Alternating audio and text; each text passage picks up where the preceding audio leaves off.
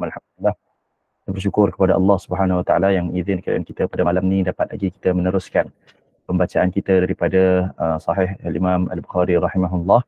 Kita menggunakan syarahan dan huraian daripada Maulana Muhammad Asri Yusuf, insya-Allah. Teruskan terus kepada kitab. Saya bukakan, insya-Allah. Tapi sebelum saya mulakan dah, saya nak tanyalah apa khabar semua, semoga berada dalam keadaan sihat sejahtera. Gambar je lah kita, suara je lah kita, supaya kita tak cakap seorang lah, insya-Allah.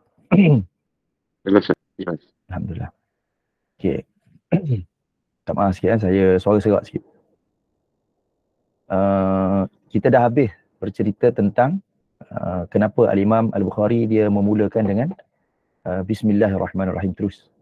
Jadi kita ada sebut sikit lah tentang pendapat ulama tentang memulakan buku syair. Kalau buku tu buku syair ataupun buku-buku hiburan lah, dimulakan dengan Bismillah ke tak?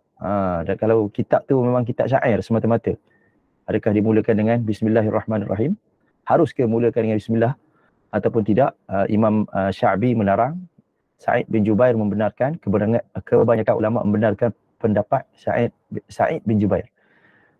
Dia punya tujuan, kenapa? Secara ringkasnya, kenapa ulama melarang? Ada ulama yang melarang sebab dalam Al-Quran Allah SWT ada sebut wama huwa biqauli syair.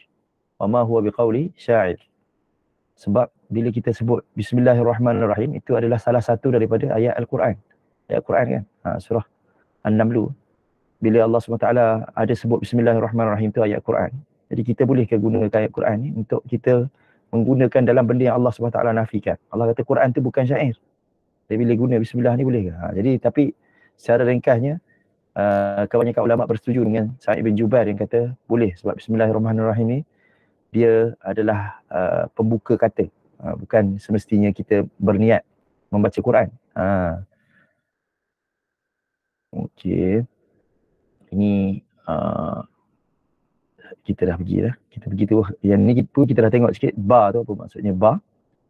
Terus kepada ni perbincangan tentang perkataan Allah. Ini kita mula dengan ini. Perbincangan tentang perkataan Allah. Para ulama berbeza pendapat tentang perkataan Allah. Lafzul jalalah Allah. Adakah dia berasal dari bahasa Arab ataupun berpunca daripada bahasa Ibrani ataupun Syriani? Mengikut para ulama yang mengatakan ia berasal daripada bahasa Arab, mereka berselisih adakah ia isim alam, nama khas, nama diri ataupun sifat.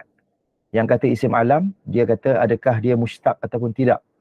Alam tu adakah wada' ke ataupun ghalabah. Ni mereka berbeza pendapat lah. Ada pun saya sebut ni ringkas lah pada minggu lepas ni. Abu Zaid Al-Balkhi, dia kata perkataan Allah berasal daripada bahasa Ibrani dan Syriani. Yang sebetulnya perkataan ini adalah isim alam murtajal. Ini pun saya dah sebut. Daripada bahasa Arab. Okey. Dia cuma beza lafzul jalalah ni ada 6 di sini. Yang pertama, dia boleh menjadi mudhaf ilaih tapi tidak boleh menjadi mudhaf. Contohnya macam kita kata Ismullah boleh sebab dia mudhaf ilaih. Tapi kalau kita kata Allahu al-Muslimin, tak boleh. Allahul Muslimin. Maksudnya Allah kepada orang Islam, tak boleh. Tapi kalau isim alam lain boleh kita gunakan macam tu, mudhafun ilaih. Kalau kita tengok apa contoh isim alam, contohlah nama orang, kita letak nama orang Ahmad. Kita boleh kata Ahmad Malaysia, boleh. Kita sebut Ahmad mudhaf ilaih dia Malaysia, Ahmad mudhaf, Malaysia mudhafun ilaih, boleh. Tapi dalam isim alam Allah ni tak boleh. Nama Allah ni khusus kepada Allah Taala, tidak pernah ada dalam penggunaan masyarakat Arab pun menggunakan Allah ni untuk selain daripada Tuhan, kepada Allah Subhanahu Wa Taala. Tapi kalau perkataan Rabb, itu memang banyak digunakan untuk selain daripada Allah Subhanahu Wa Taala. Banyak guna. Huruf ya boleh digantikan dengan ma di belakang. Bila kita sebut ya Allah, boleh jadi Allahumma. Hamzah pada a tu adalah hamzah wasal. Tapi bila kita sebut ya Allah, kita sebut a, macam ada hamzah qata'. Itu pun nombor 4. Huruf ya yang memberi maksud makrifah kepada isim boleh dimasuki dengan alif lam. Kalau dalam isim alam lain tak guna ya dengan alif lam. Ya al-Muslim tak jadi. Kita kena sebut ya Muslim. Kalau kita ada kawan kita, contoh kawan kita tu orang Islam, kita panggil dia wahai orang Islam, kita sebut ya Muslim, kita tak kata ya al-Muslim. Nombor 5. Nombor 6, kalau ada kerja ataupun amal harful jar, kalau ada harful jar, kalau ada kerja yang sebelum dia yang dibuang tetap dikekalkan. Contohnya Allahi la af'alan dakadha. Allahi tetap majrur. Walaupun waw tu, wallahi tak sebut. Waw tu tak sebut. Tu dia punya perbezaan lah. Okay, Ar-Rahmanir Rahim. Ar-Rahmanir Rahim ini adalah sirah mubalaghah. Bagi orang yang belajar bahasa Arab kena tahu juga benda ni. Orang tak belajar bahasa Arab kena tahu juga benda ni. Sebab nak menunjukkan kata bahasa Arab ni dia lebih daripada bahasa-bahasa yang biasa. Sebab itulah Allah SWT memilih wahyu yang terakhir ni diturunkan dalam bahasa Arab. Sebab bahasa Arab ni perkataan dia tu ada maksud yang khusus. Bila kita belajar Sahih Bukhari sekalipun, kita belajar hadis, kita akan dapati macam mana Imam Bukhari dia bukan semata-mata imam dalam bidang hadis, tapi dia juga imam dalam bahasa dan juga imam dalam bidang-bidang lain. Nanti ada orang kata ulama hadis memang tidak dinafikanlah ada ulama hadis yang dia cuma meriwayatkan. Tapi bukan semua ulama hadis kalau sebut ulama hadis dia cuma pandai hadis saja, bukan. Imam Bukhari ni dia imam. Kita cerita tentang Ar-Rahmanir Rahim. Ar-Rahmanir Rahim secara ringkasnya, bukan Imam Bukhari cerita ni, ini syarahan dia, adalah sirah mubalaghah. Sirah mubalaghah ni dari segi bahasa maksudnya kata perkataan yang digunakan untuk memaksudkan sangat-sangat ataupun bersungguh-sungguh. Cuma Ar-Rahman tu lebih mendalam daripada Ar-Rahim. Walaupun dia punya asal dia daripada huruf ra, ha, mim. Sama. Tapi Ar-Rahman lebih kuat Rahim. Kata ulama ilmu ma'ani, ziyadatul mabd tadullu ala ziyadatil ma'na. Maksudnya kalau dia punya mabna dia tu, dia punya susunan, dia punya binaan perkataan tu ada lebih huruf. Jadi Ar-Rahman ada huruf ra, ha, mim, alif, nun. Huruf Ar-Rahim ada ra, ha, ya, mim je. Dia ada tambah huruf ya saja. Kalau Rahman dia tambah huruf alif dengan nun. Rahman, belakang dia tu ada alif dengan nun. Jadi dua kali, dua huruf yang ditambah. Jadi ziyadatul mabna, bila ditambah dengan binaan yang lebih, bermaksud dia punya maksud dia pun lebih. Itu kata ulama ma'ani. Setengah ulama berpendapat Ar-Rahman adalah zat yang memberi rahmat di dunia dan di akhirat. Sementara Ar-Rahim adalah zat yang memberi rahmat di akhirat semata-mata. Jadi sifat Ar-Rahman ni di dunia dan di akhirat. Allah SWT Maha Rahman. Di dunia ni ada orang kafir yang boleh makan, ada orang kafir yang boleh minum, ada orang kafir yang boleh kaya, ada orang kafir yang boleh hidup senang, ada orang kafir yang boleh anak dia sihat, dapat kesihatan walaupun dia kufur kepada Allah Subhanahu Wa Taala. Itu sifat apa? Ar-Rahman. Tapi sifat Ar-Rahim khusus di akhirat untuk orang yang beriman sahaja kepada Allah Subhanahu Wa Taala. Ini sebahagian ulama. Sebahagian ulama yang lain berpendapat Ar-Rahman ialah Tuhan yang mengurniakan nikmat-nikmat yang besar. Ar-Rahim ialah Tuhan yang mengurniakan nikmat-nikmat yang kecil, yang seni, yang kecil lah, yang halus-halus. Al-Alam iaitu Yusuf bin Sulaiman bin Isa Asy-Shantamari Al-Andalusi dan juga Ibnu Malik berkata Ar-Rahman dan juga Ar-Rahim sebenarnya adalah alam, bukan mustaq. Ni pun ada juga pendapat ulama yang kata Ar-Rahman dengan Ar-Rahim ni adalah nama Allah yang khusus, alam. Bukannya mustaq daripada huruf ra, ha, mim. Tapi dia nama alam, isim alam.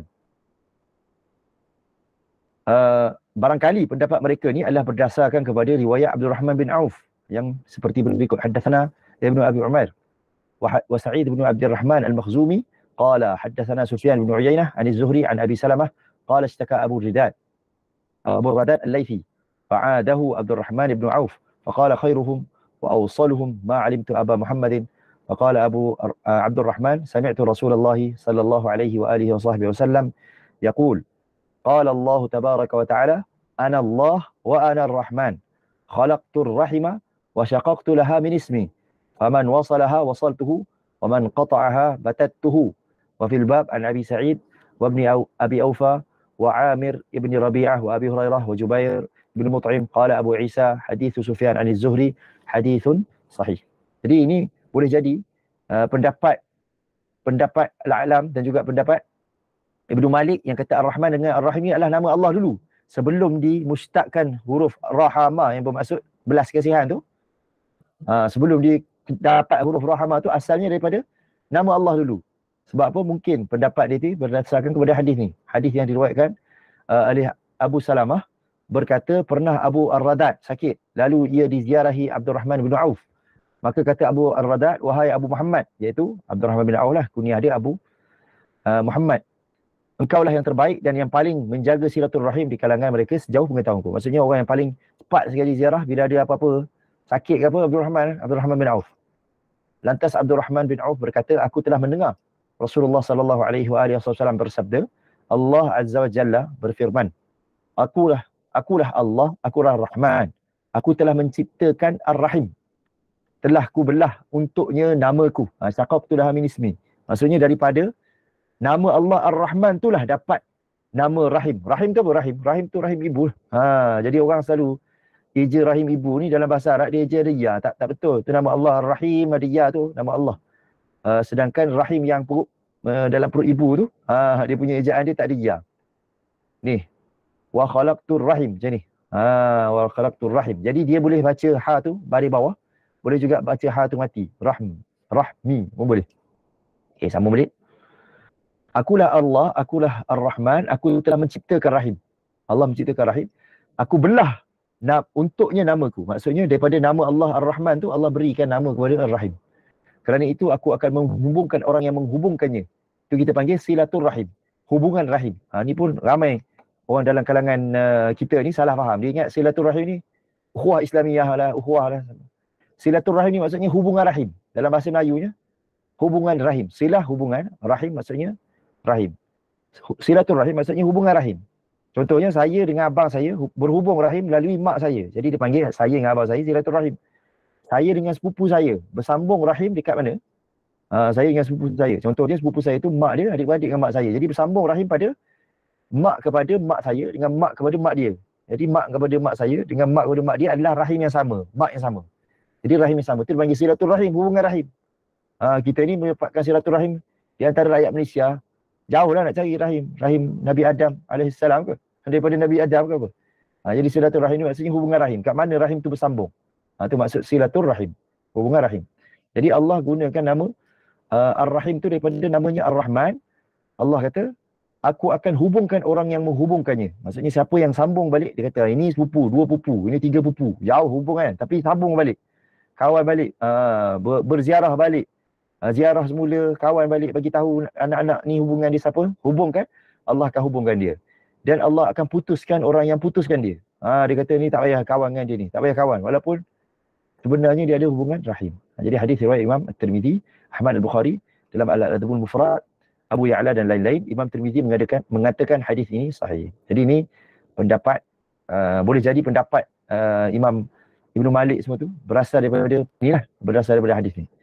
Sebabnya kenapa tidak disebutkan langsung sifat jalal dalam bismillah? Kenapa tak sebut sifat jalal tapi sebut sifat jamal?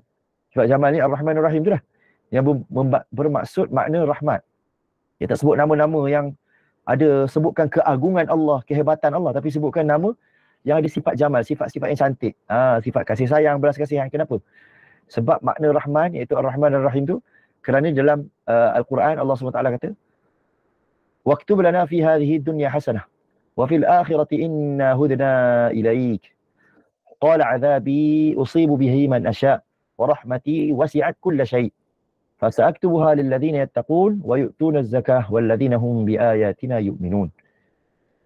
Dan tetaplah untuk kami, maksudnya Allah SWT telah menyuruh kita menetapkan untuk Allah Ta'ala kebaikan di dunia dan juga di akhirat. Maksudnya semua kebaikan ni di dunia dan di akhirat ni adalah untuk Allah Ta'ala juga. Sesungguhnya kembali kami, iaitu kita lah makhluk Allah Ta'ala ni akan kembali bertaubat ke kembali akhirat nanti kembali kepada Allah juga. Allah berfirman, azabku akan kutimpakan kepada sesiapa yang aku kehendaki. Sedangkan rahmatku meliputi segala sesuatu. Jadi sebab itulah nama Allah Ar-Rahman ni ataupun rahmah Allah ni dia meliputi semua benda. Meliputi hatta kemurkaan Allah Ta'ala. Rahmat Allah meliputi, melampaui, melebihi daripada hatta murka Allah Ta'ala. Maka aku akan tetapkan rahmatku kepada orang-orang yang bertakwa. Tapi ada orang yang dapat. Dia ada orang tak dapat juga rahmat Allah Ta'ala ni. Ada orang dia ingat rahmat Allah ni sebab dia luas, semua orang boleh dapat. Tak. Semua orang mampu dapat. Tapi Allah bagi kepada orang yang bertakwa. Orang yang membayar zakat. Orang yang beriman kepada ayat-ayat Allah Ta'ala. Surah Al-A'raf ayat 156. Dan juga kerana firman-Nya dalam hadis Qudsi, "Inna rahmati ghalabat ghadabi." Ini yang saya sebut tadi. Rahmat Allah melampaui hatta kepada kemurkaan Allah Ta'ala. Hadis riwayat Imam Bukhari, Ahmad dan juga Ibn Hibban. Jadi basmalah diakhiri dengan Rahim, mengisyaratkan kesudahan yang baik di akhirat nanti. Ikut pendapat tadilah. Pendapat yang kata Ar-Rahim ni untuk orang mukmin saja ataupun Ar-Rahim ni di akhirat sahaja. Orang mukmin dan juga orang muttaqin, sifat Ar-Rahman untuk dunia semua sekali. Jadi kita tutup dengan penutup yang baik lah. Penutup yang baik untuk orang yang beriman. Sebab tu Ar-Rahim di belakang. Bismillahirrahmanirrahim. Boleh tengok kitab Mirqat Al-Mafatih. Okey, habis cerita tentang Bismillah. Barulah kita masuk ke Kitabul Wahyi. Kitabul Wahyi hari ni. Tu dia lah. Muka surat 13. Muka surat 13. Kitabul Wahyi. Kitab Wahyu. Kitab satu. Kitab satu. Kitab Wahyi. Okey, sebelum kita mula, tengok menarik Imam Al-Bukhari rahimahullah. Saya sebut dulu sebelum kita masuk kepada huraian tu. Imam Bukhari ni menariknya sebab dia mulakan. Al-Imam Al-Bukhari dia mulakan kitab dia dengan wahyu. Kebanyakan ulama menulis kitab hadis ni bersusun berdasarkan kitab fiqh. Bila sebut susun berdasarkan kitab fiqh ni biasanya akan dimulakan bab taharah. Dengan bab penyucian diri, ambil wuduk semua tu. Tapi Imam Bukhari memulakannya dengan kitab Bid'ul ataupun Bad'il Wahyi. Permulaan wahyu. Ataupun kitab wahyi. Kitab wahyu. Bab, ni nama bab. Kaifa kana bad'ul wahyi. Ni baris atas. Ila Rasulillah sallallahu alaihi wa alihi wasallam. Wa qaulullahi azza wa jal. Inna awhayna ilaika kama awhayna ila Nuhin wan nabiyyina min ba'di. Okay, terjemahan. Tajuk bab. Bab bagaimana permulaan datangnya wahyu kepada Rasulullah sallallahu alaihi wa alihi wasallam, dan bab firman Allah Subhanahu wa taala, sesungguhnya kami telah menurunkan wahyu kepada, panjang dia punya nama bab tu, kita tak habis huraian tajuk ni, kita ada huraian dulu. Tak habis lagi dia punya terjemahan tu. Tengok terjemahan ni kat bawah lagi. Bawah sikit. Kita baca dulu dia punya huraian dulu ya. Kita turun laju. Okey. Yang pertama, ni huraian pertama. Tajuk-tajuk bab yang diadakan oleh Imam Bukhari sememangnya mengandungi maksud-maksud beliau yang tersendiri, dan maksud-maksud tersebut boleh difahami dengan berkaji dan meneliti asal-usulnya. Sebab apa? Sebab kalau kita belajar Sahih Muslim, Imam Muslim dia tidak menuliskan tajuk bab sendiri. Imam Bukhari dia tulis tajuk bab dia sendiri. Sebab tu Imam Bukhari ni lebih faqih daripada Imam Muslim. Imam Bukhari memang lebih faqih pun daripada Imam Muslim. Imam Bukhari dia tulis sendiri tajuk bab dia tu dengan dia punya ayat dia. Tapi Imam Muslim tak tulis tajuk dia. Orang lain yang tuliskan tajuk dia. Kebiasaannya yang kita pakai sekarang ni, kitab Sahih Muslim ni ada tajuk tu. Tajuk bab tu kebiasaannya kita guna yang Imam Nawawi tuliskan, tajuk bab tu. Tapi Imam Bukhari dia sendiri tulis. Bila dia sendiri tulis, perkataan yang dipilih oleh Imam Al-Bukhari tu memang dia sendiri yang nak perkataan tu. Dan ada maksud yang tertentu, maksud yang khusus untuk setiap perkataan yang digunakan. Yang kita akan tahu maksud tu berdasarkan kepada penelitian, dan juga kalau kita rajin baca Sahih Bukhari ni, kita akan tahu maksud kenapa Imam Bukhari sebut macam tu. Antara kitab terbaik untuk membincangkan tajuk-tajuk kitab Sahih Bukhari ni, ada kitab khusus untuk cerita tentang tajuk. Contohnya macam kitab Al-Abwab wa Tarajim di Sahih Bukhari karangan Syekhul Hadis Maulana Muhammad Zakaria Al-Kandahlawi. Ni contoh kitab. Kitab ni tadi saya sebut, kita cerita secara huraian sikit, dengan panjang sikit. Imam Bukhari memulakan dengan permulaan yang unik. Sebab apa? Sebab jarang ulama mulakan dengan cerita tentang permulaan wahyu. Biasanya kita cerita tentang taharah. Tapi dia bermula dengan permulaan wahyu. Kaifa kana bad'ul wahyi. Bagaimana permulaan wahyu ataupun datangnya wahyu kepada Rasulullah sallallahu alaihi wa alihi wasallam. Inilah antara ciri khusus kitab Sahih Bukhari ini, dengan adanya isyarat pembuka. Kita panggil bara'atul iftitah. Bara'atul iftitah ni kena apa ni perkataan ni? Istilah bara'atul iftitah. Kita akan jumpa banyak kali. Bara'atul iftitah ni dalam bahasa moden ni macam kita kata geniusnya. Geniusnya dia punya pembukaan tu. Geniusnya, cerdiknya dia punya pembukaan tu. Ataupun dalam bahasa tak berapa nak moden ni, makna isyarat pembuka. Ada maksud yang tersembunyi, tersirat, isyarat di dalam pembukaan yang Imam Bukhari sebutkan. Jadi disebut dalam pembukaan itu ada maksud dia. Kenapa dia mula macam tu? Di dalam tajuk ataupun hadis setiap permulaan bab ataupun kitab Imam Bukhari. Dan makna isyarat penutup dipanggil bara'atul ikhtitam. Pun dipanggil geniusnya penutup. Kita nak tutup ni, kita tutup kadang kalau kita nak mudah tutup sallallahu alaihi Muhammad wa ala alihi wasallam macam tu. Ataupun aqulu qauli hadza. Dia ada sebab kenapa Imam Bukhari ke ataupun ulama-ulama lain ke dia tutup dengan benda tu. Dalam satu tajuk ataupun hadis setiap penutup bab ataupun kitabnya. Contohnya dalam kitab wahyu ni, dalam tajuk pertamanya ada perkataan bagaimana permulaan wahyu. Tengok dalam hadis terakhir terdapat perkataan akhir. Tu dah bara'atul iftitah tu. Uniknya Imam Bukhari, dia pilih tajuk bab dan hadis yang pertama tu ada perkataan mula. Jadi betul lah kan kita nak mulakan kitab. Jadi dia pilih hadis yang ada perkataan mula. Tajuk pun dia gunakan perkataan yang ada perkataan mula. Sama juga dengan penutup Sahih Bukhari ni, perkataan tu dalam hadis tu ada perkataan akhir. Fakana zalika akhiru sya'ni Hirqal. Hirqal ni Hercules lah. Begitulah akhirnya keadaan Hercules. Itu memang bara'atul ikhtitam. Perkataan-perkataan ni dijadikan isyarat kepada penutup. Tidak semestinya dalam bentuk perkataan akhir, al-akhir, macam tu saja, tak semestinya. Tapi Imam Bukhari juga membawakan perkataan-perkataan seperti maksud-maksud yang penyudah. Seperti tamat, ataupun mati, ataupun lain-lain. Kenapa Imam Bukhari membawakan isyarat permulaan? Dia kata bara'atul iftitah tadi. Dan penyudah tersebut ialah mengingatkan kepada dirinya sendiri dan juga para pembaca agar tidak lupa kepada asal-usul manusia. Kita datang kepada Allah dan kita akan kembali juga kepada Allah Ta'ala. Dia bermaksud menyedarkan kita bahawa setiap yang hidup ada permulaan dan penghujung. Dia ada mesti ada mula, mesti ada akhir. Kecuali Allah Subhanahu Wa Ta'ala tidak ada awal dan tidak ada akhirnya bagi Allah Ta'ala. Dengan isyarat pembuka dan penutup, beliau juga mahu mengingatkan para pelajar agar sentiasa memikirkan apakah permulaan bagi perkara yang ingin dilakukan dan apakah kesudahan atau natijah daripada perbuatan tersebut. Okey. Sebab apa Imam Bukhari memulakan kitab dia dengan bab wahyi? Dia dan perbandingannya dengan bab permulaan dalam kitab-kitab hadis yang lain. Tadi saya sebut ringkas, sekarang huraian dia. Imam Bukhari berbeza sekali dengan pengarang-karang kitab hadis yang lain. Dia memulakan kitab dia dengan pembincangan tentang wahyu. Tidak dinafikan setiap pengarang kitab hadis ada maksud tersendiri bila pilih tajuk bab ke ataupun susunan bab kitab ke, ada tujuan masing-masing. Kita tak nafi. Bukan kita kata salah betul, tapi semua orang ada tujuan masing-masing. Imam Abu Daud, Imam An-Nasai, Imam At-Tirmidzi, misalnya memulakan kitab-kitab mereka dengan kitabut taharah. Dia mulakan dengan kitab bersuci. Sembahyang adalah rukun Islam yang paling penting dan sah dia terhenti di atas taharah. Jadi mestilah kita kata solat benda yang pertama yang akan dihisapkan di hari akhirat nanti. Di dalam kubur nanti kita akan ditanya tentang solat dulu. Hari akhirat nanti bila kita dihisap akan ditanya tentang solat dulu. Jadi bila kita ditanya tentang solat dulu, kenalah bincang tentang benda yang memastikan kesahihan, kesahnya kita punya solat tu iaitu taharah, suci.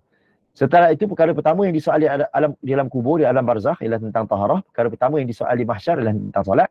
Maka mereka memulakan kitab masing-masing dengan kitab taharah. Jadi masing-masing ada dia punya tujuan.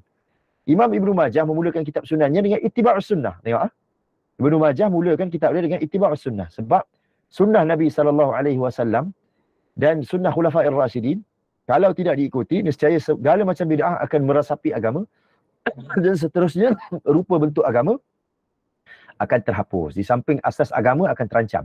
Itu Imam Ibnu Majah. Dia mula dengan bab mengikut sunnah. Ittiba'us sunnah. Imam Ibnu Majah memulakan dengan bab ittiba'us sunnah. Oleh kerana para sahabat merupakan orang-orang yang bertanggungjawab dalam menyebarkan sunnah dan mereka pula disuruh dengan sabda-sabda Nabi SAW seperti liyablugha asy-syahid liyuballigh asy-syahid al-ghaib. Orang yang hadir hendaklah menyampaikan kepada orang yang tidak hadir. Tidak ghaib, tidak hadir. Liyaliyanni minkum ulul ahlami wan nuha.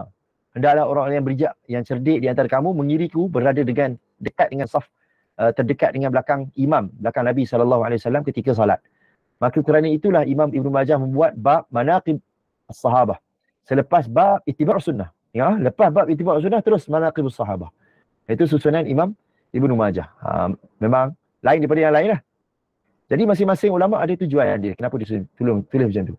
Kerana jika para sahabat diragui dan dipertikaikan, nescaya agama yang dibawa oleh mereka juga akan diragui dan dipertikaikan. Bagi selesai dulu bab sahabat. Jadi kalau kita jelas sahabat ni tidak dipertikaikan, barulah kita boleh baca hadis. Kalau kita baca hadis, betul kita mengata kepada sahabat Nabi radhiyallahu anhu ajma'in. Jadi hadis yang kita baca ni dapat daripada siapa? Imam Muslim berpendapat isnad merupakan penentu untuk mengetahui sama ada sesuatu hadis tu boleh diterima atau tidak. Jadi kita hadis ni berbeza dengan hadis, berbeza dengan Quran. Hadis dia datang, dia kena cek dia punya sanad dia. Cara nak menyambungkan sanad tu dia panggil isnad. Berdasarkan isnad, para ulama hadis memutuskan sama ada suatu hadis itu bertaraf sahih, dhaif ataupun maudhu'. Sebab itulah kedudukan isnad amat penting. Maka Ibnu Mubarak, bahkan Ibnu Mubarak pernah berkata, al-isnadu min ad-din walau lal isnad laqala man sya' ma sya'. Al-isnad ni perbuatan menyambungkan sanad-sanad ni, itu dipanggil isnad, perbuatan menyambungkan sanad tu adalah sebahagian daripada ilmu agama. Sebahagian daripada agama. Kalau tidak ada isnad, nescayalah orang akan berkata apa sahaja yang dia nak kata. Siapa pun boleh cakap apa yang dia kata. Senang. Ni orang ni kata. Ni orang ni kata. Orang tu kata, dia ni kata. Dia tu kata, orang tu kata. Jadi masing-masing semua mendakwa orang tu kata. Kalau tak ada sanad, boleh masing-masing boleh dakwa apa saja. Kalau ada sanad, kita boleh check. Betul ke apa yang dia kata orang tu kata, sebenarnya betul ke orang tu kata. Kita boleh check. Itulah pentingnya isnad. Sebab tu Ibnu Mubarak kata, agama ni, isnad itu sebahagian daripada agama. Melihat kepada pentingnya isnad dalam menjaga kesucian agama, maka Imam Muslim memulakan kitab dia tentang perbincangan tentang isnad. Imam Muslim, kitab dia dimulakan dengan mukaddimah dia. Mukaddimah tu adalah perbincangan tentang isnad. Ni pun satu saya sebut secara ringkas lah. Kita bukan belajar Sahih Muslim, tapi Maulana Asli sebut secara ringkas, saya pun sebut secara ringkas. Dalam mukaddimah Sahih Muslim, dia tidak semestinya hadis tu sahih. Bagi tahu siap. Sebab kadang-kadang orang tu dia tak faham metodologi Imam Muslim. Jadi dia kata, ini Imam Muslim riwayatkan hadis Sahih Muslim. Dia sebut macam tu. Tak boleh macam tu. Dalam mukaddimah Sahih Muslim tak semestinya sahih. Jadi kalau kita sebut ini riwayat Muslim, yang kita faham adalah riwayat Sahih Muslim. Jadi kalau kita nak riwayat daripada mukaddimah Sahih Muslim, kita sebut ini disebutkan ataupun diriwayatkan oleh Imam Muslim di dalam mukaddimah dia. Macam tu Sebab tidak semua dalam mukaddimah tu hadis pun. Tidak semua dalam mukaddimah tu yang sahih. Okey, sambung balik. Itu Imam Muslim. Imam Malik rahimahullah, Malik bin Anas, dalam Muwatta' dia memulakan dengan waktu salat. Sebab apa? Kalau tadi taharah adalah syarat sah salat. Sekarang ni waktu salat pula adalah salat adalah fardu terpenting dalam agama, tapi dia mesti ditunaikan dalam waktu-waktu. Jadi kita kena tahu waktu bila nak salat. Jadi masing-masing ulama ada sebab masing-masing. Semestinya waktu-waktu salat mesti diketahui dulu. Waktu-waktu salat menjadi istimewa dan perlu diutamakan daripada lain-lain. Jadi kita kena jelas. Dalam Islam ni, dalam kita sebagai orang Islam, kena jelas. Waktu salat, tak ada benda lain yang lebih penting daripada salat. Sebab itulah Imam Malik mengutamakan perbincangan tentang waktu-waktu salat daripada perbincangan yang lain. Maksud dia mulakan dengan waktu salat. Mungkin juga Imam Malik bermaksud menyatakan kepentingan masa. Boleh jadi juga. Sebab tu dia mulakan dengan bab masa salat. Waktu salat. Kepentingan masa, kepentingan waktu. Saya ini mula lambat sikit sebab saya ada tadi kesilapan teknikal sikit. Tapi sepatutnya kita mula 9 suku. Contohnya. Jadi kepentingan masa. Boleh jadi sebab kita masa itu penting, jadi Imam Malik memulakan dengan perkataan masa salat. Dan tidak dinafikan sesiapa yang berakal fikiran mesti rasa masa itu penting. Allah SWT sendiri bersumpah dengan menyebutkan masa-masa yang tertentu. Wal fajri, wal asri, walayalin ashri. Itu semua masa, nama-nama masa. Menarik perhatian manusia kepada kepentingan masa. Wadduha. Apabila Imam Malik memulakan kitabnya dengan perbincangan tentang waktu-waktu salat, berarti Imam Malik mahu menyatakan bahawa antara waktu dan juga masa yang paling berguna dan berharga buat manusia ialah masa dan waktu salat. Jadi kalau kita anggap masa itu satu benda yang penting, masa yang paling penting dalam masa-masa kita adalah masa salat. Imam Ahmad menyusun kitab hadisnya yang sangat masyhur tu dalam bentuk musnad. Musnad ni apa? Musnad ni hadis yang disusun mengikut huruf. Hadis yang disusun mengikut huruf. Tapi huruf tu ikut susunan apa? Huruf ni ada banyak jenis susunan. Kita sekarang gunakan alif, ba, ta, sa, jim. Kalau zaman dulu dia susun alif, ba, jim, dal, ha. Abjad hijaiyah. Alif, ba, jim, dal, ha. Tapi zaman sekarang alif, ba, ta, sa, jim, ha, kha. Tu susunan zaman sekarang. Jadi musnad Imam Ahmad susun berdasarkan huruf apa? Kitab musnad, seseorang pengarang akan menggunakan hadis-hadis yang diriwayatkan oleh seorang sahabat secara berasingan. Tidak kira apa pun topik dia, susun ikut huruf. Hadis tu disusun ikut huruf. Tu kalau biasa musnad susun macam itulah. Contohnya hadis yang mula dengan huruf mim. Hadis yang mula huruf mim, contohnya man. Ataupun min, ataupun apalah yang mula dengan huruf mim. Jadi apa saja hadis yang huruf mim, dia akan susun sama sekali. Biasanya ulama yang tulis musnad macam tu. Dalam kitab musnad akhir, tak kira lah sahabat-sahabat tu lain ke sama ke, tak kisah. Apa yang penting riwayatnya, setakat yang diketahui oleh pengarang tu, ataupun yang dia pilih untuk ditulis tu, diletakkan dalam satu tempat yang sama. Ini akan memudahkan pembaca untuk mengetahui hadis-hadis. Tapi Imam Ahmad dia pilih untuk susunan hadis tu berdasarkan kepada nama sahabat. Dia susun ikut nama sahabat. Jadi dia mulakan dengan sahabat.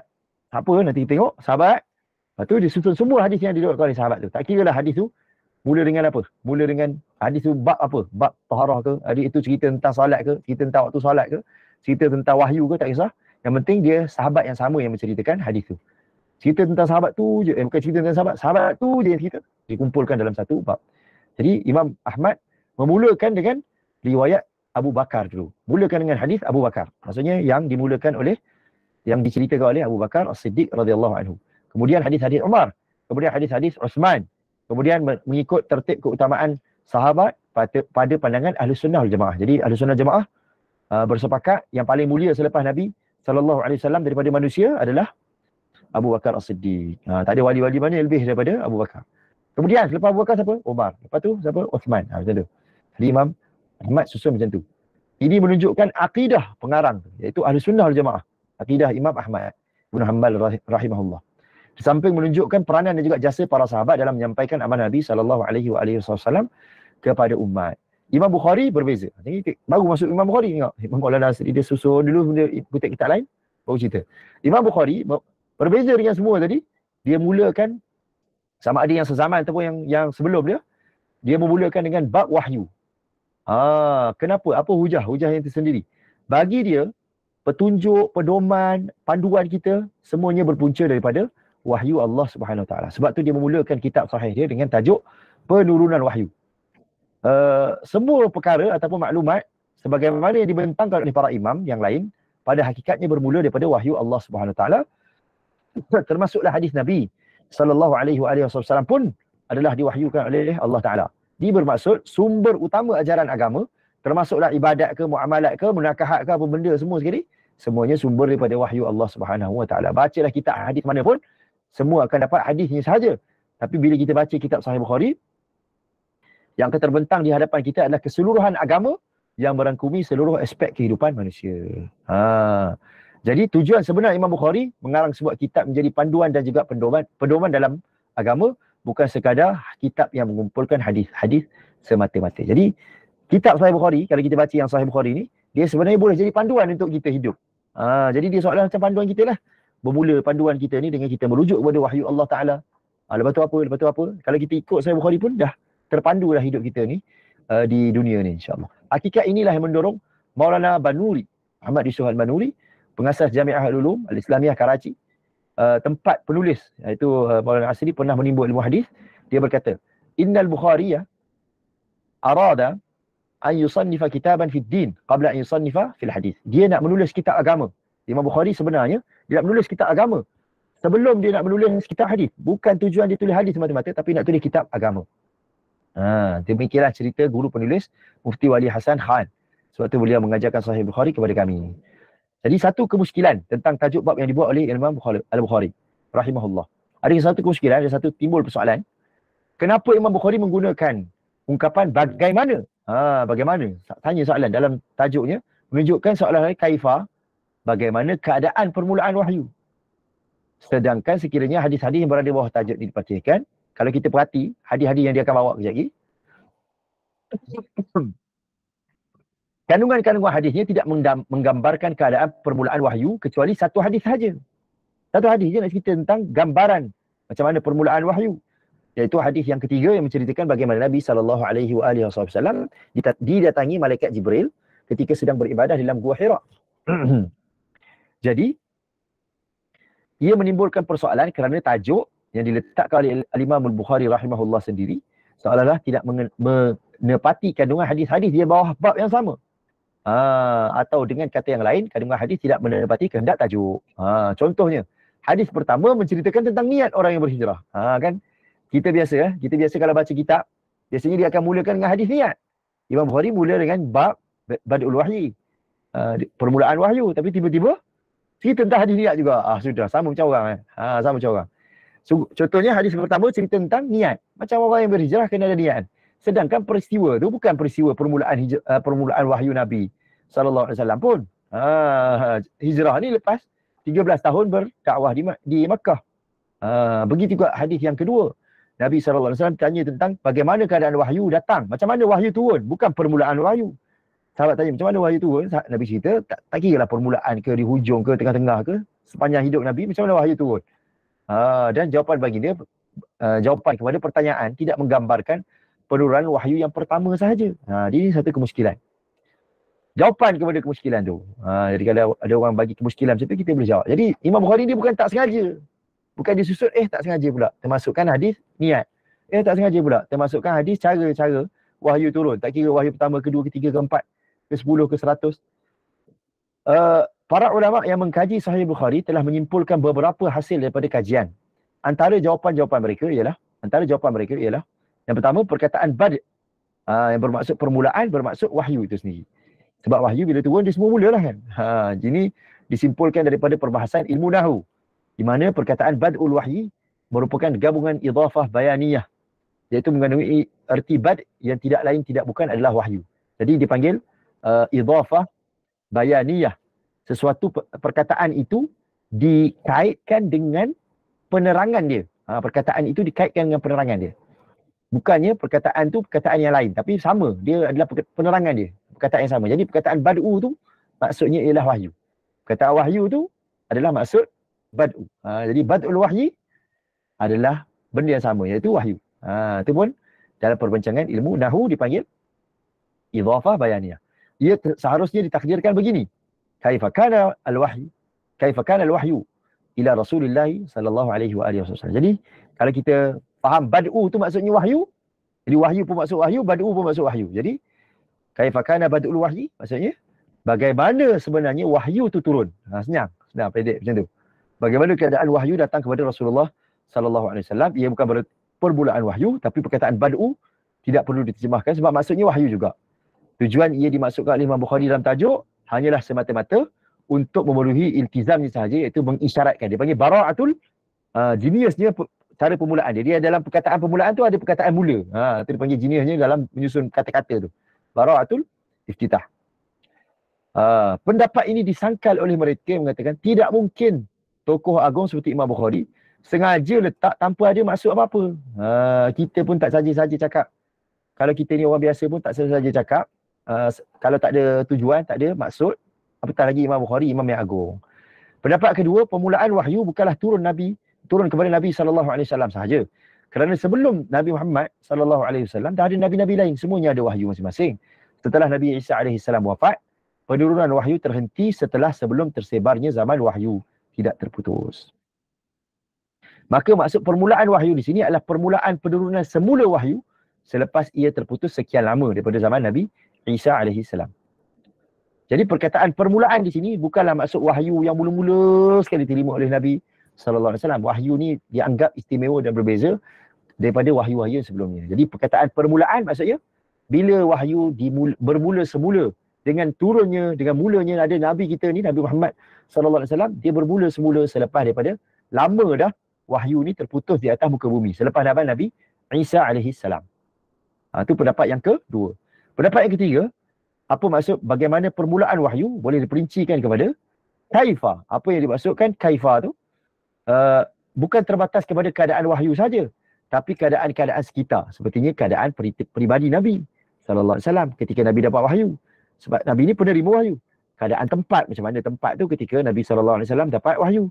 Penerimaan masyarakat setempat. Jadi kaifa tu maksudnya kaifiyah zamaniyah, kaifiyah haliyah, kaifiyah makaniyah. Bagaimana kat sini? Bagaimana dari segi masa, bagaimana dari segi keadaan, bagaimana dari segi tempat. Itu pun pendapat yang ketiga. Ini bermaksud bad'u atau permulaan yang dimaksudkan oleh Al-Imam Al-Bukhari rahimahullah tidaklah bermaksud permulaan wahyu sahaja. Sebaliknya merangkumi permulaan-permulaan yang lain, termasuklah dari segi tempat, masa, masyarakat. Jadi nak cerita tentang permulaan wahyu, mula-mula wahyu mulanya di Mekah. Jadi cerita tentang hadis hijrah supaya orang tahu. Sebelum daripada hadis tu wahyu turun di Mekah lah. Baru kita nampak jelas kat mana. Suasana masyarakat, suasana masa, suasana permulaan tindakan Nabi sallallahu alaihi wasallam dalam memulakan misi dakwah dan sebagainya. Ini yang pertama daripada bahagian kaifa. Bahagian yang kedua, masih lagi pendapat yang ketiga. Wahyu yang dimaksudkan oleh Imam Bukhari ni bukan terbatas kepada wahyu Al-Quran sahaja. Tapi selain Quran terdapat lagi wahyu-wahyu lain, termasuklah hadis. Dalam Al-Quran Allah SWT kata, A'udzubillahi minasyaitanirrajim, wa ma kana li basharin an yukallimahu Allahu illa wahyan aw min wara'i hijabin aw yursila rasulan fayuhiya bi idnihi ma yasha innahu aliyyun hakim. Dan tidak mungkin bagi seorang manusia bahawa Allah berkata-kata dengannya kecuali dengan perantaraan wahyu. Tidak ada manusia, tidak mungkin kat sini. Maksud tidak mungkin sekarang lah, zaman sekarang ni tak boleh. Tak mungkin ada orang tu tiba-tiba dia kata Allah bercakap dengan saya. Tak kira dalam mimpi ke apa, dia kata Allah bercakap dengan saya. Tak mungkin. Kecuali wahyu. Perantaraan dia wahyu.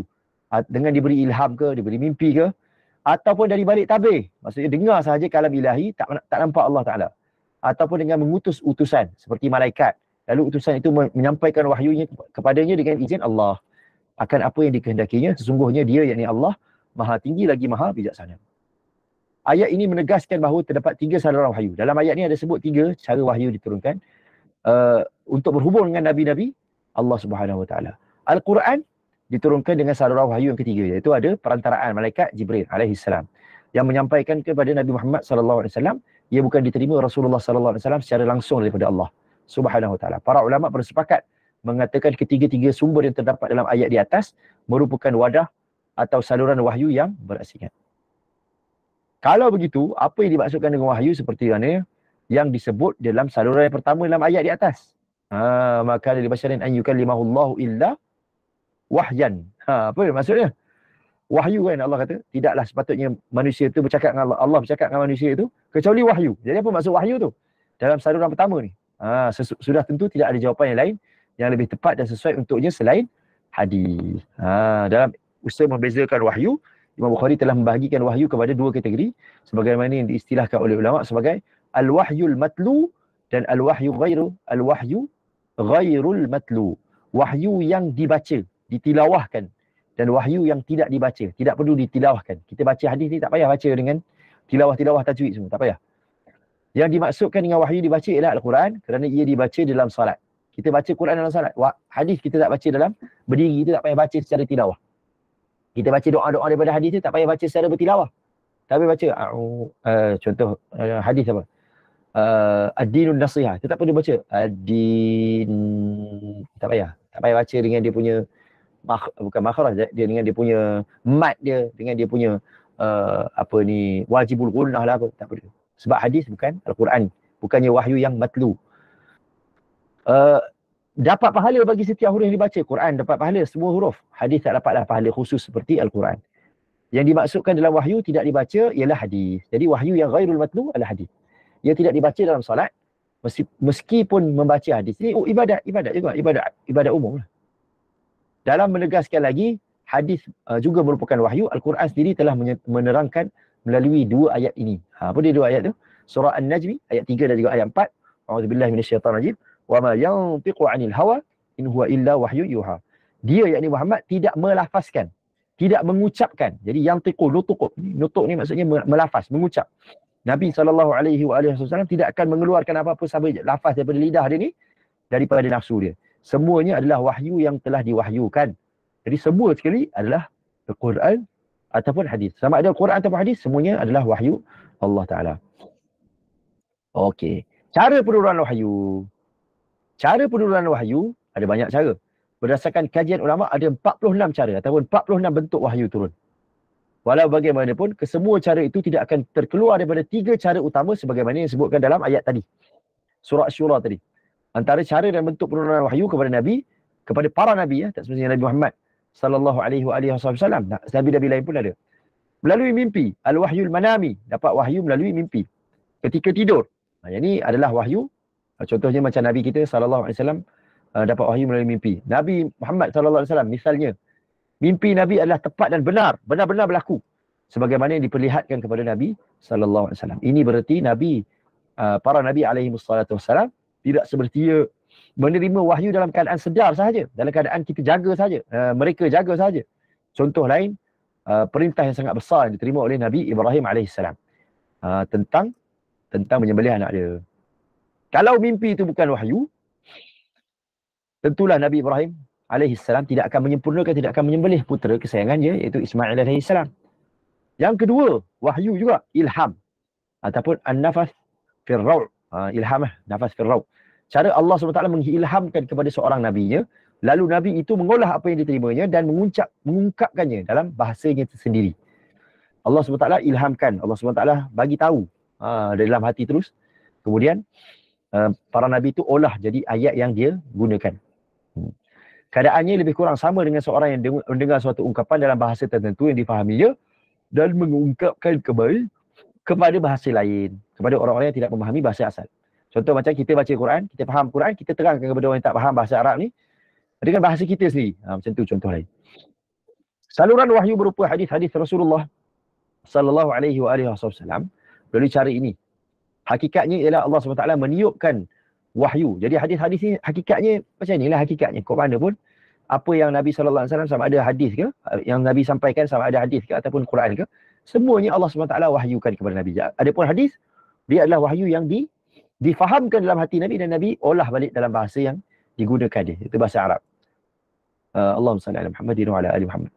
Lalu Nabi itu mengolah dan mengatasinya dengan bebas dalam bahasanya tersendiri.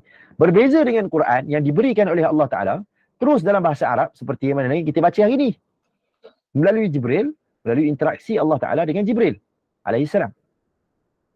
Lalu Jibril sampaikan kepada Nabi dalam teks dan juga lafaz yang telah ditetapkan oleh Allah Subhanahu Wa Ta'ala tanpa diusik sedikit pun daripada keadaan asalnya. Jadi beza, Quran tu beza. Quran diturunkan dengan bacaan dia sekali. Tapi kalau hadis tak, hadis Nabi SAW difahamkan oleh Allah Ta'ala, Nabi pun sampaikan dengan bahasa dia. Wahyu dalam bentuk ilham, dia tidak hanya diterima oleh para Nabi alaihissalam sahaja. Alaihi wassalatu wassalam. Maka dia terima juga oleh makhluk-makhluk lain di alam haiwan, tumbuh-tumbuhan dan lain-lain. Tengoklah firman Allah Subhanahu Wa Ta'ala, buktinya, a'udzubillahi minasyaitanir rajim, surah An-Nahl, surah pasal lebah. Wa auha rabbuka ila an-nahli an ittakhidhi minal jibali buyuta wa minasyajari wa mimma ya'rishun. Dan Tuhanmu mewahyukan. Jadi mewahyukan maksudnya memberi ilham kepada lebah, buatlah sarang-sarang di bukit. Buatlah sarang-sarang di pokok-pokok kayu. Dan juga di tempat-tempat yang didirikan manusia. Allah SWT mewahyukan kepada haiwan-haiwan seperti ayam, burung, lain-lain agar mengeram telur. Dia nampak telur tu keluar daripada bandar ni, dia pun mengeram. Duduk atas telur tu sampailah telur tu menetas. Lepas tu dia jaga. Siapa yang suruh jaga? Siapa dia ada ikut kursus ke ibu bapaan ke? Tak ada. Ilham daripada Allah Ta'ala. Sampai ke satu tempoh tertentu dia berhenti jaga anak dia. Anak dia pandai jaga diri sendiri, dia berhenti sendiri. Allah SWT jugalah yang mewahyukan kepada semua tumbuhan agar membesar dan dengan cara dan pantasnya yang tersendiri. Sekejap ya.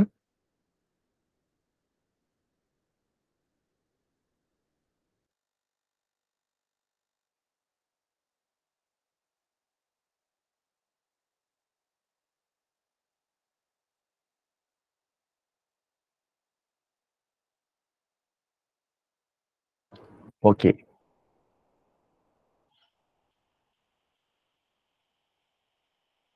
Namun wahyu yang diterima oleh para Nabi berbeza sekali dengan wahyu-wahyu yang diterima oleh makhluk-makhluk yang lain.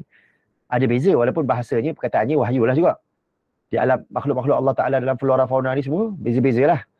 Imam Bukhari ingin menyatakan bahawa wahyu yang diterima oleh Nabi kita, Muhammad sallallahu alaihi wasallam juga berbeza. Oleh kerana itu, oleh yang demikian, dalam menjelaskan bentuk wahyu yang diterima oleh Rasulullah sallallahu alaihi wasallam, beliau menyambung terus tajuk bab dengan wa qaulullahi azza wa jal, inna awhayna ilaika kama awhayna ila nuhin wan nabiyyin min ba'di.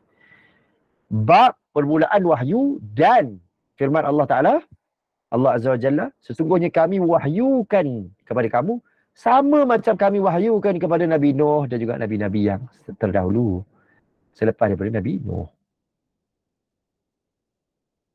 Jadi ini ayat Quran. Maka jelaslah di sini bahawa wahyu yang diterima oleh Nabi sallallahu alaihi wasallam adalah wahyu risalah, bukanlah wahyu tabi'i. Tabi'i itu macam wahyu semula jadi, haiwan-haiwan tadilah. Ataupun wahyu takwini. Wahyu takwini macam Allah SWT perintahkan kepada bumi untuk berhenti, perintahkan kepada langit untuk turunkan hujan, perintahkan, itu wahyu takwini. Sebenarnya wahyu adalah wahyu syar'i, maksudnya wahyu pensyariatan yang mengangkat seseorang tu daripada seorang manusia kepada menjadi seorang rasul ataupun nabi. Apa perbezaan di antara wahyu yang diberikan kepada Nabi Nuh dan juga nabi-nabi selepas dia dengan wahyu yang diberikan kepada nabi-nabi sebelum Nabi Nuh? Kenapa Allah SWT kata sesungguhnya kami wahyukan kepada kamu seperti mana kami wahyukan kepada Nuh? Kenapa tak sebut tentang sebelum Nabi Nuh? Ada siapa? Selepas Nabi Nuh disebut. Adakah Nabi Adam dan lain-lain? Adam, Idris. Dua lah yang kita tahu dalam 25 Rasul tu, Adam, Idris. Lepas tu Nuh kan. Jadi Adam dengan Idris tu terima wahyu melalui macam mana? Tak sama ke? Ataupun tak dapat wahyu ke? Kalau tidak dapat wahyu, macam mana kita kata dia Nabi? Jadi persoalan tersebut juga telah dibahaskan dan juga dibincangkan oleh para ulama. Antaranya kesimpulan ialah yang pertama, ada segolongan ulama berpendapat bahawa peristiwa kebinasaan umat yang berlaku secara menyeluruh akibat pengingkaran terhadap Rasul bermula daripada Nabi Nuh AS. Sebelum zaman tu kebinasaan sama ada bentuk bencana alam ataupun tidaklah berlaku secara umum kepada seluruh manusia. Umpamanya peristiwa pembunuhan yang berlaku antara dua anak Nabi Adam AS, Habil dan juga Qabil.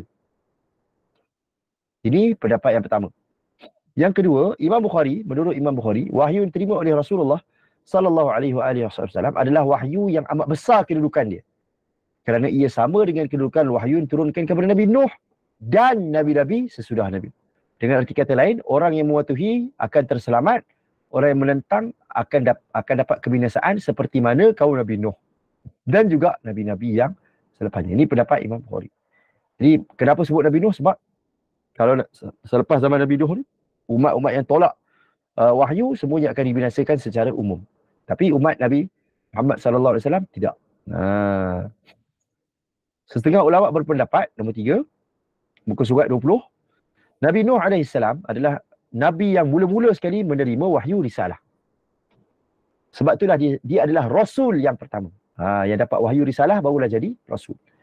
Allah SWT kata, Inna wahina ilaika kama awhayna ila Nuhin wan nabiyyin min ba'dih. Menceritakan tentang wahyu risalah. Wahyu yang menjadikan seseorang itu sebagai Rasul. Utusan Allah Ta'ala. Ia bersesuaian dengan sabda Nabi kita Rasulullah SAW dalam hadis Asy-Syafa'ah. Ketika Nabi cerita tentang umat manusia menderita pada hari mahsyar, sengsara, takut pada padang mahsyar nanti. Laju sikit. Ketika di padang mahsyar nanti, lalu mereka menemui Nabi Nuh AS. Mereka berkata, Anta awwalur rusul. Awaklah Rasul yang pertama. Ini hadisnya panjang lah. Kalau kita nak baca, nanti kita jumpa. Kita baca lah. Hadisnya panjang. Pada hari mahsyar nanti semua orang takut. Semua orang suruh minta syafaat daripada Nabi-Nabi. Semua orang pergi. Mula-mula pergi kepada Nabi Nuh. Dia kata kepada Nabi Nuh, kamulah. Bukan mula-mula lah. Sebelum tu, jumpa dengan Nabi Adam. Nabi Nuh, manusia bagi tahu kepada Nabi Nuh, awaklah Rasul yang pertama. Engkaulah Rasul yang pertama. Adapun wahyu yang diterima oleh Nabi Adam AS dan juga Nabi-Nabi sebelum Nabi Nuh AS, itu dipanggil wahyu nubuwah, bukan wahyu risalah. Wahyu menjadikan seseorang itu Nabi, tidaklah menjadikan seseorang itu Rasul. Tersebut dalam satu hadis yang diriwayatkan oleh Abi Dzar radhiyallahu anhu berkata, aku masuk menemui Rasulullah sallallahu alaihi wasallam ketika baginda sedang berada dalam masjid, lalu aku bertanya, siapakah Nabi yang mula-mula sekali? Jawab Rasulullah sallallahu alaihi wasallam, Adam. Aku bertanya lagi, adakah beliau Nabi? Jawab Rasulullah sallallahu alaihi wasallam, na'am, nabiyyun mukallam. Bermaksud ya, bukan sahaja Nabi, bahkan Nabi yang diturunkan kepadanya suhuf. Itu maksud mukallam. Hadis riwayat Imam Ahmad, Ibnu Abi Syaibah dan juga Al-Baihaqi dalam Syu'ab Al-Iman. Syekhul Hind, iaitu Maulana Mahmudul Hasan Ad-Diyobandi. Ini pendapat yang keempat, berpendapat mengapa Allah SWT menyebutkan Nabi Nuh di dalam ayat di atas, kerana mahu mengaitkan dengan satu peristiwa di padang mahsyar. Sebagaimana diceritakan dalam hadis-hadis, di mana orang-orang yang sudah tidak tahan menanggung azab di sana, berpakat sesama mereka untuk mencari dan meminta syafaat daripada Nabi-Nabi terdahulu, agar mereka dilepaskan oleh Allah SWT daripada kesengsaraan yang sedang mereka alami pada ketika itu. Ada orang yang tenggelam dalam peluh dia, ada orang yang lemas, macam-macam lah. Ada orang yang peluh sampai ke hidung, ada yang peluh dia sampai ke lutut, ke buku lali. Jadi semua tu sengsara. Mereka pun pergi cari Nabi-Nabi untuk minta syafaat. Apabila menemui Nabi Nuh AS, mereka pun berkata, Anta awwalur rusul, engkaulah Rasul yang pertama. Kenyataan ini tidaklah menafikan Nabi Adam sebagai seorang Rasul. Ini kata Syekh Mahmudul Hasan. Kerana kata-kata Rasul yang pertama diucapkan dalam hadis tersebut ada maksud yang tersendiri. Antara maksudnya adalah ajaran yang dibawa oleh Nabi Nuh kepada umatnya adalah bentuk yang lebih luas. Ajarannya bukan hanya berkaitan dengan soal takwini ataupun tabi'i, seperti makan, minum, nikah, kahwin sebagainya. Malah ia mencakupi bidang syariat, undang-undang kemasyarakatan dan sebagainya. Jadi Imam Syekh Mahmudul Hasan, Syekhul Hind, Maulana Mahmudul Hasan, dia kata Imam Bukhari membezakan, bukan Bukhari, ayat Quran tadi, hadis tadi menceritakan anta awwalur rusul tu, maksudnya adalah Nabi Nuh punya risalah berbeza dengan risalah sebelumnya. Sebab risalah Nabi Nuh lebih umum.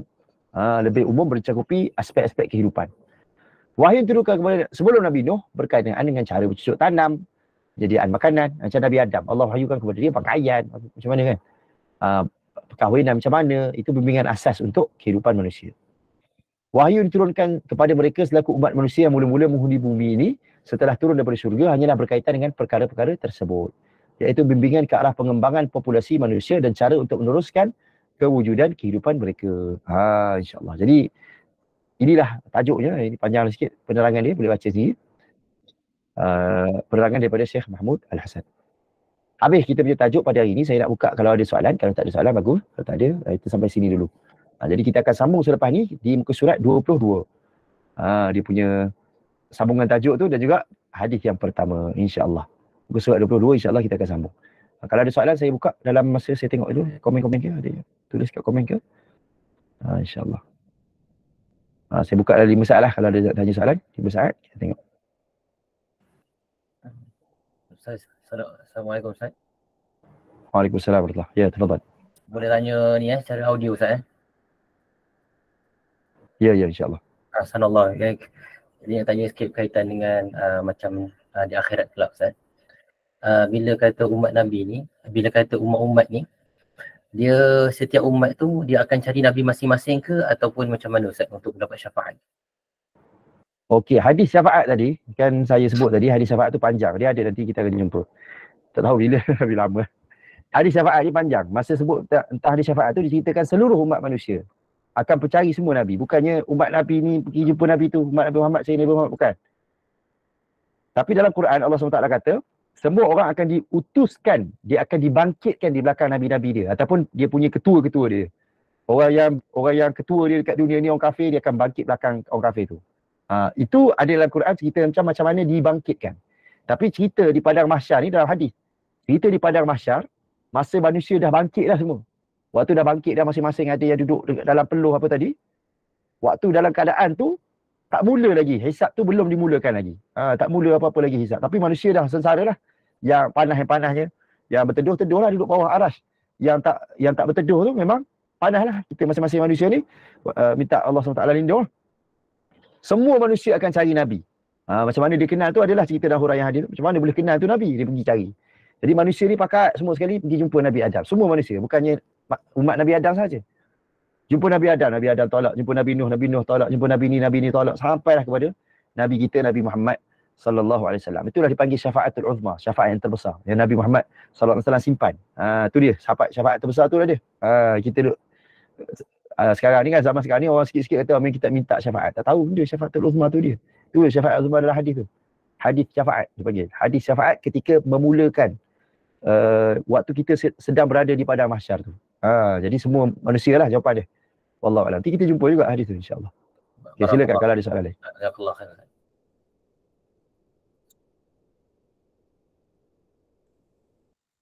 Assalamualaikum Ustaz. Waalaikumsalam warahmatullahi. Ya. Aziz daripada Keramat. Oh, dekat Yeah, boleh tanya kat masjid. tak apa, tak nak tanya kat sini. Okey Ustaz, tanya kan apa tajuk Imam Bukhari ni, kan apa ulama tadi yang Ustaz cakap kan, daripada Syaikhuddin lah, ada ulama lain yang menafsirkan lah apa maksud Imam Bukhari yang sebenarnya, betul pada tajuk dia tu. Tapi dalam banyak murid Imam Bukhari tu, ada tak yang mana yang ada yang menafsirkan kenapa Imam Bukhari pilih tajuk di sini? Dia setakat yang saya tahu ni memang tak adalah anak murid direct yang menceritakan ni. Sebab tradisi ilmu zaman dulu ni, tradisi dia adalah menukil. Dia akan menyampaikan saja. Imam Bukhari sebut begini, dia akan sebut balik. Tradisi dia adalah menukil. Belum zaman Imam Bukhari tu adalah zaman menukil. Dia nukilkan je Imam Bukhari cerita. Jadi tradisi menghurai ni kemudian. Zaman penghuraian adalah kemudian. Jadi sampai ke zaman penghuraian baru dia ada ulama yang menghuraikan. Tapi zaman Imam Bukhari dengan anak-anak murid dia ni, dia tradisi menukil je dulu. Dia nukilkan apa Imam Bukhari kata. Jadi secara ringkasnya, jawapan saya secara ringkas ni, setakat yang saya tahu ni tak adalah anak murid direct Imam Bukhari yang menceritakan. Antaranya anak murid Imam Bukhari, Imam Muslim tak cerita apa-apa. Apa dia punya maksud, kata-kata ke apa. Dia nukilkan, dia bawa je. Dia diriwayat sampai kepada kita. Wallahu a'lam. Masih. Okey, sama. Okey lah, cukup sampai sini dulu. InsyaAllah kita sambung lagi dalam masa 2 minggu lagi. Wallahu a'lam. Kita tangguhkan dulu kita punya perkongsian malam ni dengan tasbih kafarah. Subhanakallahumma bihamdika asyhadu an la ilaha illa anta astaghfiruka wa atubu ilaik. Jazakumullahu khairan. Terima kasih banyak semua. Minta maaf kalau ada kekurangan dan juga kesilapan daripada pihak saya. Aqulu qali hadza wa astaghfirullahal azim li wa lakum. Assalamualaikum warahmatullahi wabarakatuh. Jazakallahu khairan. Terima kasih, Ustaz.